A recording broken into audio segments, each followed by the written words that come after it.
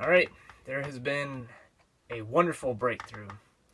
Like I was mentioning last time I was here, I had this taster's choice here, and on the side it listed all these other kinds of flavors that they offer. I expressed some doubt as to whether these actually existed. Lo and behold, through good fortune or providence, I don't know what, I managed to come across a pack of Taster's Choice Gourmet.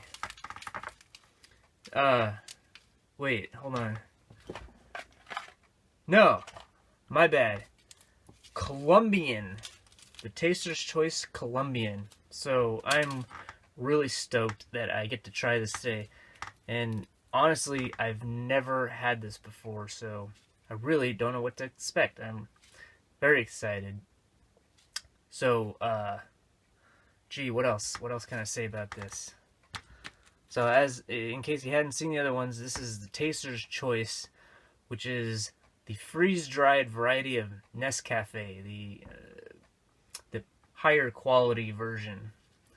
And this is the Colombian, as opposed to the original flavor, which is, well, it comes right before Colombian on the list, so I guess it's pre-Colombian. Okay, anyway, I'm gonna go boil some water and make a cup of this, and then we're gonna find out how good it tastes or how bad it tastes. Let's see.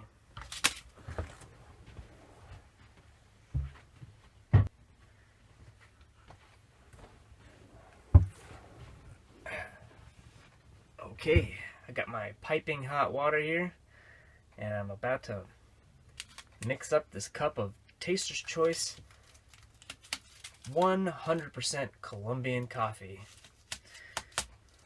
As usual, I will use my pinch and peel technique. Worked last time. Ah, yeah. No problem. Put that coffee down there in the mug. Add the water. Piping hot. Get the steam coming off. Alright.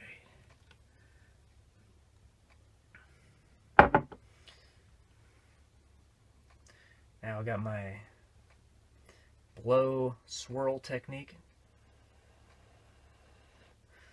Looking good. Now, I should say, before I drink this, Colombian coffee is one of my favorite types of coffee there is. There's all sorts of parts of the world that coffee is grown. You've got your Mexican coffee, you've got your Brazilian coffee, Peruvian, all the way to East Africa, which is where coffee came from originally, I think, or maybe it's the Arabian Peninsula, Yemen. That's supposed to be where coffee originally came from, I think. Or maybe that's just where they figured out how to turn it into a drink. I don't know. You got coffee from Hawaii, Jamaica, and each one is a little bit different. So there's more than one ways to get different flavors in coffee. The one has to do with where it's grown, the climate, the soil. The other has to do with the roast. And for some reason, I think typically each region will tend to roast the beans in a particular way. For instance, the Central American coffees, which I consider, even though Colombia is technically South America, I kind of categorize it with the Central American coffees because that's more what it tastes like to me. Anyway, they tend to do like a medium roast, which I like, or even a light roast. There was a coffee I really liked some years ago I had that was from Peru. It was a light roast, and it was just really good. With the light roast, you get more of the I don't know, the natural kind of inherent coffee flavors, less of the roastiness overpowering it. Also more caffeine, because when you roast it, you lose the caffeine, which is a highly addictive drug, as I understand. A stimulant. Okay. Going in.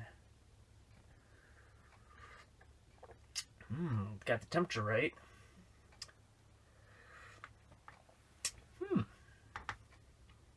This is good. I'm not gonna lie. This is a lot better than the original flavor. Wow. This is really good. 100% Colombian. I had a feeling I was gonna like this. Gee, how shall I describe it? It's definitely, I think, more on that medium roast scale. I think now that I can compare it to the original must be a little more on the darker roast side, which is interesting. I wouldn't have thought that they would do that.